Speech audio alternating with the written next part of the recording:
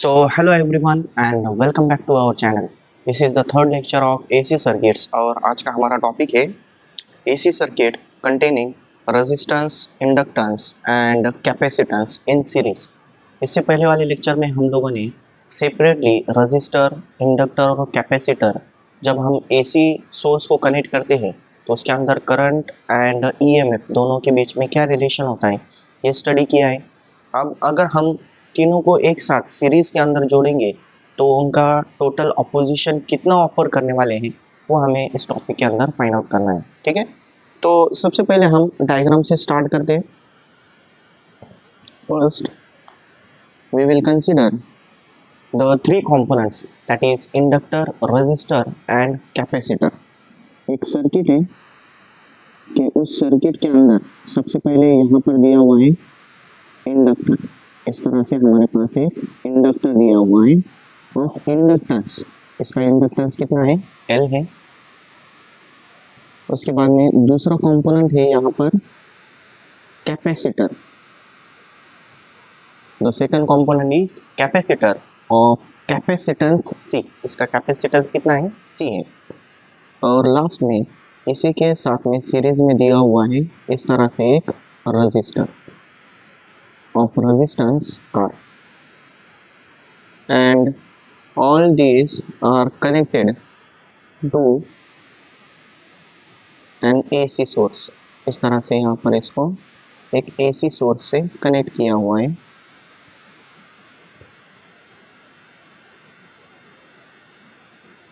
ये हो गया हमारा सर्किट डायग्राम। यहाँ पर आ गया हमारा AC सोर्स। तो यहाँ पर इसके एक्सप्लेनेशन के अंदर सबसे पहला पॉइंट क्या आता है, consider a circuit in which an inductor of inductance L, a capacitor of capacitance C and a resistor of resistance R is connected in series. ठीक है, उसके बाद में अब जो थियरी होती है, थियरी क्या बोलती है कि अगर एक ही सोर्स होगा तो इस सोर्स के अंदर से जो करंट निकलने वाला है वो करंट जितने भी उसके सीरीज के अंदर कंपोनेंट्स होंगे उसके लिए वो करंट सेम होगा। So the current across all these components, ये जो कंपोनेंट्स दिए हुए हैं LCR, तो इसके अक्रॉस करंट कैसा होगा, सेम होगा। क्योंकि हमें पता है कि सीरीज सर्किट अगर होगा, सीरीज में अगर कोई कंपोनेंट्स हम ज्वाइन करेंगे तो उसके अक्रॉस करंट कैसा होता है, सेम। Current is same. और पैरेलल की क्या केस है, पैरेलल के अंदर EMF सेम होता है, V इज सेम, वोल्टेज और पोटेंशियल इज सेम। तो सभी के अक्रॉस जो करंट होगा वो करंट कांस्टेंट होगा and that constant current, current in the circuit बोलेंगे हम लोग उसको, current in the circuit. Circuit के अंदर करंट कितना होगा, and that is given by I is equals to I0 sine omega t। सभी के अंदर वो सेम होगा। ठीक है, direction of current is also same in each and every part. इसके अंदर यहाँ पर किसी भी कंपोनेंट के अक्रॉस अगर हम करंट लेंगे तो उसकी डायरेक्शन सेम होगी। इसके अंदर इंडक्टर होगा तो उसकी डायरेक्शन भी इधर आ गई, कैपेसिटर भी होगा तो उसकी डायरेक्शन, और रेजिस्टर भी होगा तो उसकी डायरेक्शन सेम होगी। इस तरह से सभी की डायरेक्शन कैसे होगी, सेम। इस डायरेक्शन के अंदर करंट है I। But what about the EMF? EMF जो होता है अगर सीरीज कॉम्बिनेशन होगा तो यहाँ से जो सोर्स के तरफ से EMF मिलने वाला है वो यहाँ पर तीन कंपोनेंट होंगे तो तीनों के अक्रॉस वो बढ़ जाएगा, तीन पार्ट्स के अंदर वो डिवाइड हो जाएगा। अब वो जो EMF होगा, कंसीडर करो कि इंडक्टर जो है, इंडक्टर के अक्रॉस जो EMF होगा that will B EL, capacitor के अक्रॉस जो होगा वो होगा EC, और रजिस्टर के अक्रॉस जो होगा वो होगा ER। Consider EL is the EMF across inductor,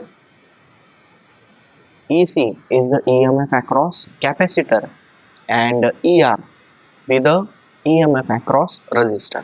ठीक है, अब हमने इससे पहले वाले लेक्चर के अंदर देखा है कि इंडक्टर अगर होगा तो इंडक्टर के अंदर लीड कौन करता है, EMF. EMF leads the current by a phase difference of pi by 2 radian, ऐसा हमने स्टेटमेंट देखा था। तो यहाँ पर जो ईएमएफ होगा वो ईएमएफ लीड कर रहा है, करंट राइट साइड में होगा तो ये किधर चला जाएगा, ऊपर की तरफ। इस तरह से यहाँ पर होगा ईएम। क्लियर, इसके अंदर ईएमएफ लीड करने वाला है। बट वही अगर हम कैपेसिटर के अक्रॉस देखेंगे तो कैपेसिटर में करंट लीड करता है, ईएमएफ लैग करता है, तो ईएमएफ लैगिंग की वजह से ऐसा यहाँ पर दिखा लेंगे हम, दिस विल बी एसी। और रजिस्टर के अक्रॉस किसी भी तरह का फेज डिफरेंस नहीं होता है, तो जिस डायरेक्शन के अंदर करंट है उसी डायरेक्शन के अंदर ये ई आर होने वाला है। ठीक है, ईएमएफ अक्रॉस रजिस्टर। उसके बाद में हम नेक्स्ट देखेंगे कि कितना ऑपोजिशन आने वाला है। उस ऑपोजिशन को समझने के लिए हम लोग यहाँ पर एक फेजर डायग्राम ड्रॉ करेंगे। ठीक है, ये जो डेरिवेशन है, डेरिवेशन के अंदर फेजर डायग्राम बहुत इंपॉर्टेंट है। कैसे ड्रॉ करनी है वो हम देख लेंगे एक बार। तो सबसे पहले यहाँ पर लाइन सेलेक्ट कर लेता हूँ। ये हो गया हमारा एक्स एक्सिस, ठीक है, और उसके बाद में ये आ जाएगा हमारा वाई एक्सिस। इस तरह से वाई एक्सिस कंसीडर करें।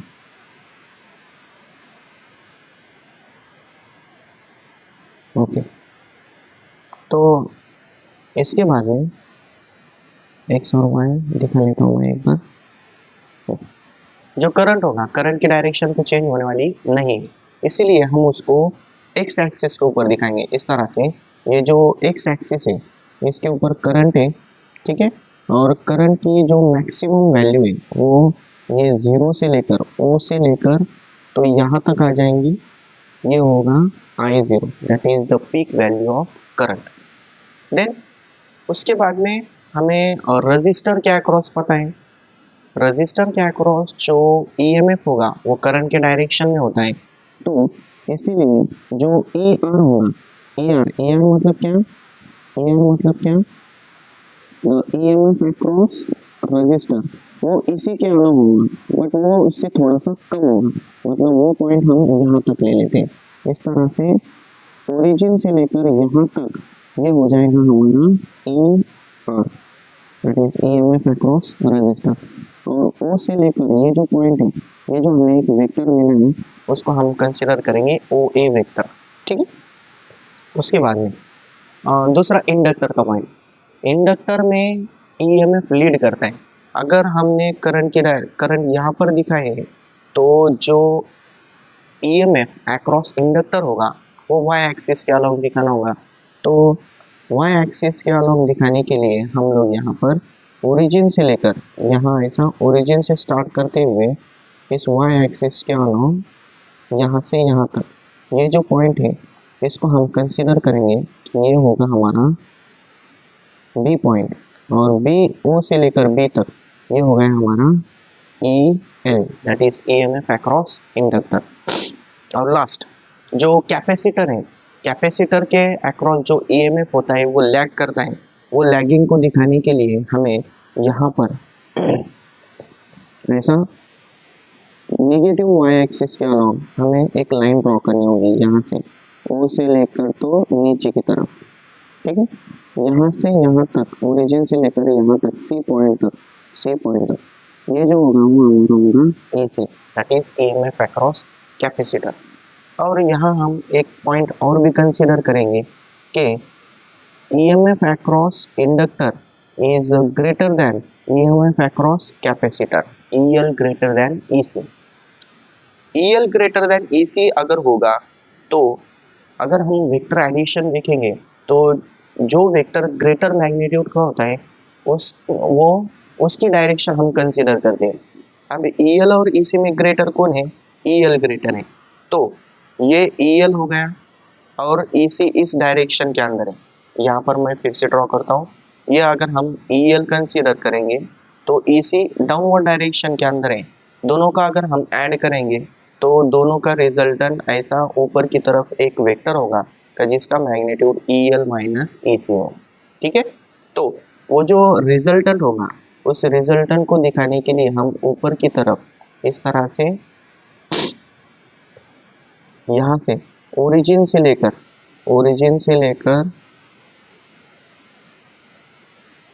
लेकर तो ऊपर की तरफ इस तरह से ऊपर की तरफ जाएंगे और एक पॉइंट जो मिलेगा हमें ये बी डैश पॉइंट कंसिडर करेंगे उसको, और इसकी वैल्यू जो होगी वो होगी EL माइनस EC। क्लियर? तो हमारे पास बस दो वेक्टर्स है, एक वेक्टर है यहाँ पर ER और दूसरा वेक्टर है EL माइनस EC। वेक्टर नहीं मतलब हम उसको कंसिडर कर रहे हैं, हमें रिजल्टेंट फाइंड आउट करना है इसके लिए। तो सबसे पहले हम क्या करेंगे, अब parallelogram law of vector addition use करना है या सिंपल पाइथागोरस थ्योरम लेंगे। एक वेक्टर हमारे तरफ ये OA एक वेक्टर हो गया, दूसरा वेक्टर हो गया OB डैश, दोनों का स्टार्टिंग पॉइंट सेम है, तो हम parallelogram law of vector addition use करेंगे। पैरेललोग्राम लॉ क्या बोलता है, जो इसका रिजल्टेंट होगा that will be the diagonal of the two vectors, दोनों के बीच में जो डायगोनल पास होने वाली है, जो पैरेललोग्राम की डायगोनल होंगी वो उसका रिजल्टेंट होगा। तो उसके लिए हम डायगोनल बनाने से पहले इस तरह से यहाँ पर कंसिडर करेंगे उसके परपेंडिकुलर्स, इस तरह से हमें परपेंडिकुलर्स लेने हैं। बी से एक परपेंडिकुलर आ गया और फिर ए से भी एक परपेंडिकुलर आ गया, ठीक है। तो इन दोनों के बीच में यहाँ जो हमें वेक्टर मिलने वाला है this will be the resultant vector, O से लेकर यहाँ तक। Okay, so this point is a K and this OK is the resultant EM। ये क्या हो जाएगा हमारा रिजल्टेंट EM। रिजल्टेंट EMF के लिए अगर हम यहाँ पर सिंपलेस्ट फॉर्म के अंदर यहाँ अगर हम पाइथागोरस थ्योरम भी लेते हैं, पैरेललोग्राम लॉ लेना है बट पाइथागोरस थ्योरम भी यूज करेंगे, पाइथागोरस थ्योरम या पैरेललोग्राम लॉ भी ले सकते हैं, पैरेललोग्राम लॉ।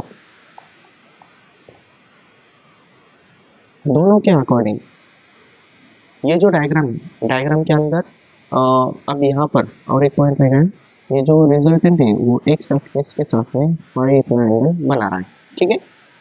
तो पैरेललोग्राम लॉ या पाइथागोरस थ्योरम हमें यूज करना है, तो उसके लिए हम सिंपल क्या कंसीडर करेंगे, एक साइड हो गई ER, दूसरी साइड ये हो गई EL माइनस EC, और इसके जो हाइपोटेनियस है दिस विल बी E।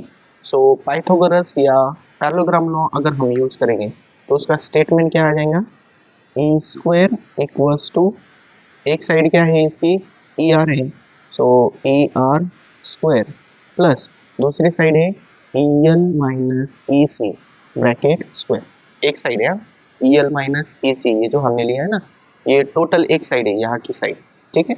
और AR तो यहाँ पर दिया हुआ है, ओके। सो हमें इसकी वैल्यूज पुट करनी है। अब वैल्यूज पुट करते वक्त यहाँ पर देखो इसके अंदर दोनों साइड से अगर हम स्क्वायर कर लेंगे तो स्क्वायर रूट लेंगे तो स्क्वायर रूट क्या आ जाएगा इसका, A square equals to square root of AR square plus EL minus EC bracket square, ठीक है। उसके बाद में हमें ER, EL और EC की वैल्यू पुट करनी है। अब वो वैल्यूज कहाँ से मिलेंगे, सिंपल है, देखो सबसे पहले हमें ओहम्स लॉ यूज करना है। क्या यूज करना है, ओहम्स लॉ। ओहम्स लॉ का फॉर्मूला क्या होता है, V is equals to IR, okay. तो सबसे पहले दिया हुआ है ER करंट सभी के अंदर सेम है तो I इसके अंदर सेम होगा। ER मतलब क्या, EMF अक्रॉस रेजिस्टर, सो इसके अंदर जो ऑपोजिशन है that opposition is nothing but the resistance R, तो यहाँ आ जाएगा IR। उसी तरह से EL अगर हम देखेंगे, EL के अंदर भी करंट सेम है I, बट जो इंडक्टर ऑपोजिशन ऑफर करने वाला है that is inductive reactance that is XL। XL क्या होता है हमने पिछले वाले लेक्चर में देखा है। और लास्ट में ये जो AC होगा, AC के अंदर भी करंट सेम होगा I, बट उसके अंदर का जो ऑपोजिशन है, the opposition offered by the capacitor is क्या होता है, वो XC होता है, ठीक है। ये वैल्यूज हमें यहाँ पुट करने हैं। तो वैल्यूज पुट करने के बाद में सॉरी यहाँ पर ए स्क्वायर नहीं ई आ जाएगा, जस्ट 1 मिनट, ए स्क्वायर में ए है, ओके। तो ए इज इक्वल टू कितना आ जाएगा, A is equal to square root of A R की जगह क्या आ जाएगा, I R bracket square plus यहाँ आ जाएगा ए एल की जगह पर I into X L minus I into X C bracket का स्क्वायर, ठीक है। अब दोनों के अंदर अगर हम देखेंगे तो यहाँ आई है और उसका स्क्वायर है, यहाँ दोनों में भी आई है और ये स्क्वायर है, दोनों के अंदर आई स्क्वायर क्या है, कॉमन है।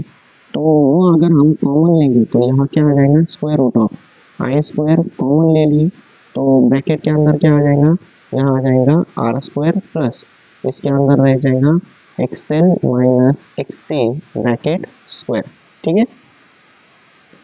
तो उसके बाद में यहाँ पर जो ए है, ए इज इक्वल्स टू कितना आ जाएगा, A is equals to square root of I square क्या होगा, I, so I is equal I into square root में क्या आ जाएगा, square root of R square plus X L minus X C bracket square आ गए। तो यहाँ पर हमें एक कंपैरिजन करना है। अगर हम देखेंगे ओम्स लॉ का ये जो इक्वेशन है यहाँ पर हमने कंसीडर किया था v is equal to I, तो उसके according i is equal to sorry r is equal to क्या होता है, r is equal to v upon I, v upon क्या होता है i। तो यहाँ पर भी क्या मिल रहा है, देखो इस तरह से यहाँ अगर हम i इधर डिवाइड में लेकर आएंगे e अपॉन आई, तो e अपॉन आई मतलब पोटेंशियल अपॉन करंट है, तो पोटेंशियल अपॉन करंट क्या होता है, e अपॉन आई क्या होता है, r होता है, r मतलब क्या, रेजिस्टेंस।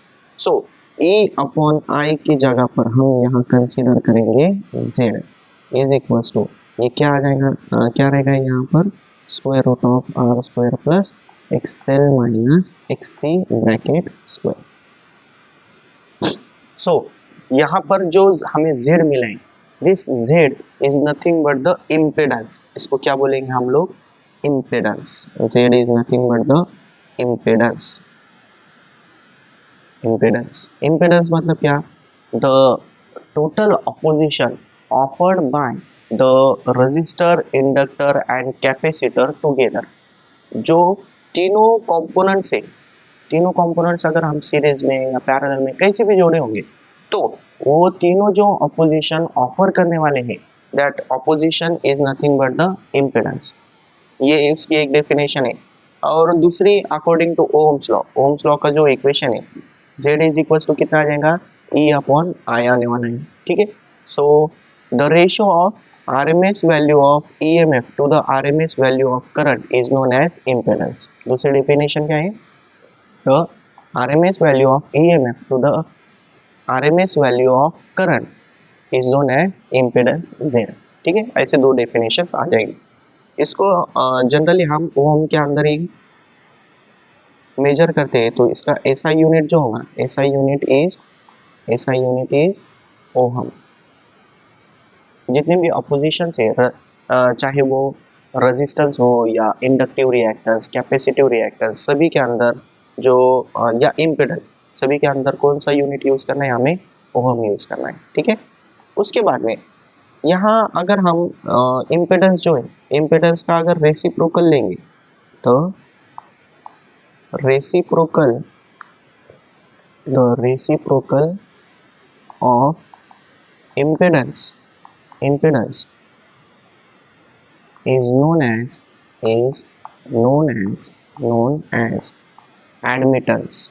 admittance। मतलब जो इम्पेडेंस है उसका जो रेशियो होगा, सॉरी रेसिप्रोकल होगा, तो उस रेसिप्रोकल का क्या बोलेंगे, एडमिटेंस। सो एडमिटेंस का फॉर्मूला क्या आ जाएगा, admittance is equals to 1 upon z that is impedance, ठीक है।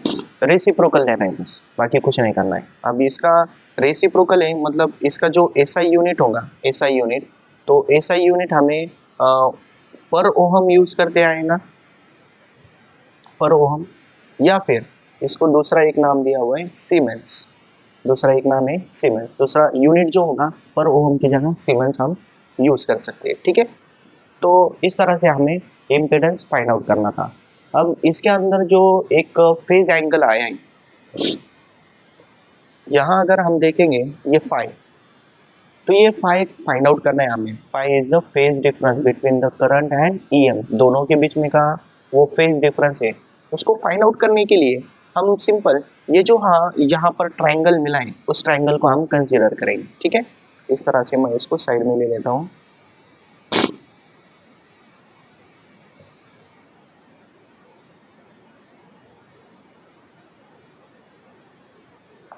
पानी इसको उसकी जगह पर रख देंगे। ठीक है, यहाँ पर हमें जो एक तरह का ट्राइंगल मिला है, इस ट्राइंगल का यूज हम कर सकते हैं। कैसे यूज करना है, तो सिंपल देखो, इसके अंदर सिंपल एक राइट एंगल ट्राइंगल फॉर्म हो रहा है, इस तरह से एक राइट एंगल ट्राइंगल। तो फाई फाइंड आउट करने के लिए सिंपल हम tan फाई ले सकते हैं। tan फाई अगर हम लेंगे, tan फाई, तो tan फाई कितना, tan फाई मतलब क्या, tan क्या होता है, अपोजिट अपॉन एडजेसेंट। अपोजिट में क्या है इसके, ए के, और एडजेसेंट में क्या है, ओ ए। दोनों की वैल्यू अगर पुट करेंगे, ए के की वैल्यू कितनी है, ई एल माइनस ए सी, और ओ ए है ए आर। ई एल की वैल्यू कितनी है, I into X L, minus E C की value I into X C, divided by E R की value I into E R, sorry I into R. So हर term के अंदर I present है, common लेंगे, cancel कर डालेंगे, तो यहाँ पर क्या मिलेगा, tan phi is equals to xl minus xc, xl minus xc upon r. So phi is equals to कितना आ जाएगा, tan inverse of xl minus xc upon r.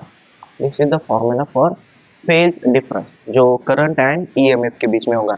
मतलब जो करंट एंड ईएमएफ का जो फॉर्मूला होगा हम कैसे लिख सकते हैं, I is equals to I zero sine omega T plus five, और ईएमएफ भी कितना होगा, A zero into sine omega T plus five. ठीक है, फाइव यहाँ पर आ जाएगा। उसके बाद में हम कुछ स्पेशल केसेस देखने वाले हैं। स्पेशल केसेस मतलब वैल्यूज अगर चेंज होंगी एक्सएल, एक्ससी या आर के, तो उसकी वजह से सर्किट के ऊपर क्या इफेक्ट होने वाला है वो इस पॉइंट के अंदर देखेंगे। तो सबसे पहले केस कंसीडर करेंगे, if XL equals to XC, XL equals to XC अगर होगा, एक्सएल इक्वल्स टू एक्ससी, यहाँ पर एक्सएल और एक्ससी की वैल्यू अगर सेम होगी तो दोनों के सब्ट्रैक्शन कितनी हो जाएंगी, जीरो। तो tan inverse of zero that is tan phi की वैल्यू कितनी है, यहाँ पर जीरो है। फाई की कौन सी वैल्यू पुट करने के बाद जीरो आता है, दैट इज जीरो। तो यहाँ पर जो फेज डिफरेंस होगा फाई, फाई की वैल्यू कितनी है, जीरो है। फाई अगर जीरो होगा मतलब ईएमएफ और करंट के बीच में किसी भी तरह का फेज डिफरेंस नहीं है। ये किस केस के अंदर होता है, रेजिस्टिव सर्किट के अंदर होता है। सो यहाँ पर जो सर्किट होगा that circuit will be purely resistive circuit. कौन सा होगा वो, प्योरली रेजिस्टिव सर्किट। ठीक है, उसके बाद में जो दूसरी केस है वो है if XL greater than एक्ससी, XL is greater than एक्ससी, that is inductive reactance is greater than capacitive reactance. तो उसके अंदर अगर हम वैल्यूज देखेंगे तो एक्सएल ग्रेटर देन एक्ससी अगर होगा तो ये वैल्यू पॉजिटिव होगी। क्या होगी, पॉजिटिव। मतलब जो फेज एंगल है वो 0 से लेकर 90 डिग्री तक हो सकता है। सो करंट पीछे, ईएमएफ लीड कर रहा है। करंट कैसा है, करंट इसके अंदर पीछे है।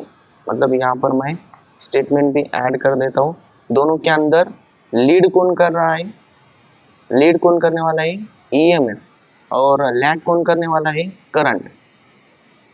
सो ये किस केस के अंदर होता है, प्योरली इंडक्टिव सर्किट अगर होगा तो उस केस के अंदर ऐसा होता है।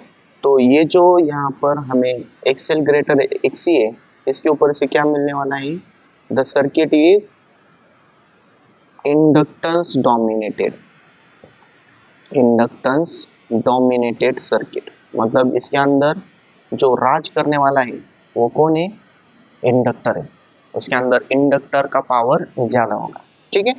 उसके बाद में लास्ट केस है number 3, if XL is less than XC, XL less than XC होगा तो जो tan फाई का फॉर्मूला है, यहाँ पर हमने जो tan फाई का फॉर्मूला कंसीडर किया है उसके अंदर एक्सी ग्रेटर है, तो ये जो वैल्यू होंगी वो कैसे होंगी, निगेटिव, और वो अगर निगेटिव होगी तो इस केस के अंदर, इस केस के अंदर लीड कौन करेगा, लीड करेगा करंट, और लैग कौन करेगा, लैग करेगा ईएमएफ।